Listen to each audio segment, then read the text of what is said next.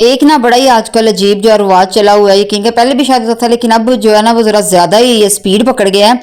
तो उसमें क्या है जी, हर एक कह रही है कि मुझे जॉइंट फैमिली में नहीं रहना, तो ये इस्लाम में इसका कोई कॉन्सेप्ट नहीं है। तो बीवी जो है ना उसको अपने शोहर के साथ अलग घर में रखें, वो माँ बाप के साथ या सास ससुर के साथ मतलब वो नहीं रह सकती।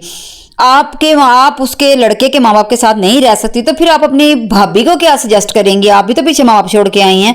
जब आपके भी भाई अपनी बीवियों को लेके अपने अलग अलग घरों में चले जाएंगे, तो मुझे बताएं फिर उनका सहारा कौन बनेगा? फिर यहाँ ये बेटियां उठ के खड़ी हो जाती हैं कि काश एक बेटी और होती, वो बाप को सब माँ को संभाल लेती। तो भाई आप ही बन जाए ना सबकी बेटियां, अगर आप ठीक हो गई सारे ही ठीक हो जाएंगे।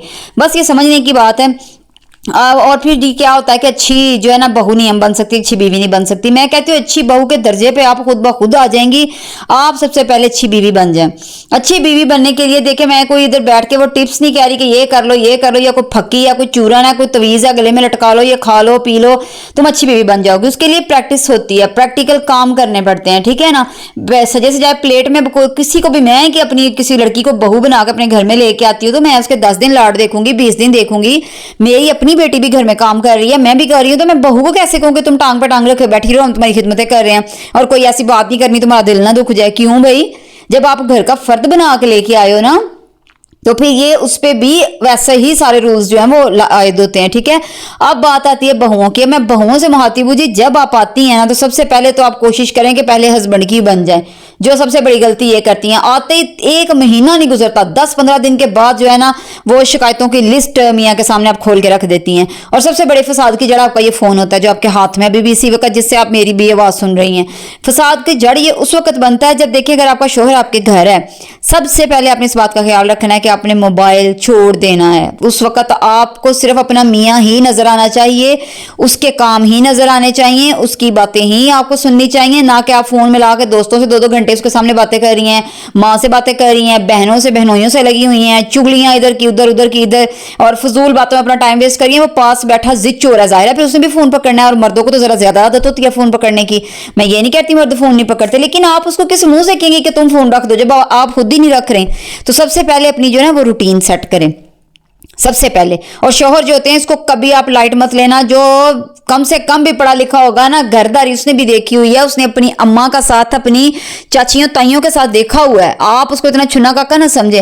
वो जब भी आपके साथ अपने घर वालों की बात करे, चाहे वो लाख अपने घर वालों को बुरा बुला के मेरी माँ में ये आदत है, मेरी बहन में ये आदत है, मेरे भाई में ये आदत है, तुम इसका गुस्सा ना करना, फला ना करना, आपने बढ़ चढ़ के ना उसको हवा नहीं देनी। ये बात आप अपनी गांठ बांध लें, पल्ले बांध लें। वो तो बस आपको चेक कर रहा है। यकीन करें, आप किसी भी मर्द पे ये फार्मूला अप्लाई करके देख लें, अगर इसने ना वर्क किया तो आप मुझे पकड़ लेना। यकीन करो ये फार्मूला चलता ही चलता है। वो आपको चेक कर रहा है कि भला आपके अंदर से कितना जहर निकल रहा है, और आप उस टाइम पूरी स्टार प्लस की नागन बनी बैठी होती हैं कि मैं तो बस आज ही सारे कच्चे चिट्ठे सुना दे रहे हैं। उसको भी पता है।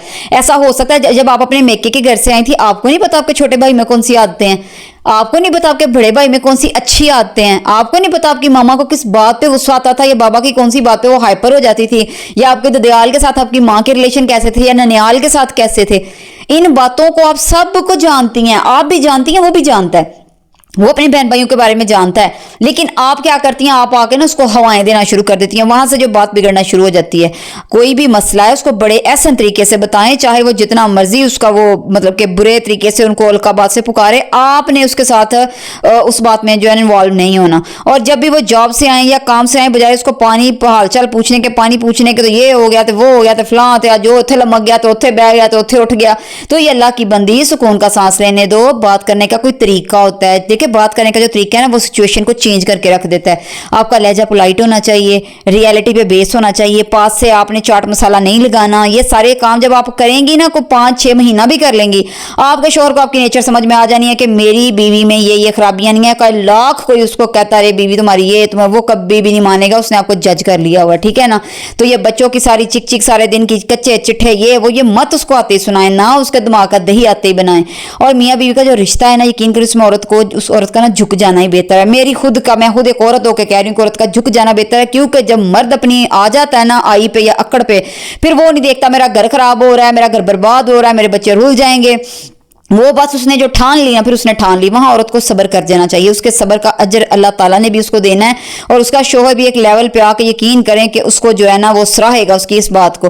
तो आप फालतू बहसों में ना पड़ा करें, बस जहाँ जितना कोई बात करनी है उतनी कर लें। आप अगर जीत भी गई ना खावन से किसी मुकाबले में किसी बात में, आप जीत के क्या कर लेंगी, वो जीत भी एंड आपकी हार ही होनी है। तो इससे बेहतर है कि आप पहले ही हथियार डाल दें ताकि वो कहे कि हाँ भाई मेरी बीवी मेरी बात मानती है। मैं ये नहीं कह रही कुट्टे फंडे खाती जाएं, लात गूंसे चल रहे हैं खाती जाएं, वो एक अलहदा मैटर है। वो तो जब इतनी आप एक्सट्रीम लेवल पे चले जाओगे तो उसमें आपका भी जरूर कोई ना कोई किरदार तो होगा, जुबान आपकी भी नहीं रुकी होगी।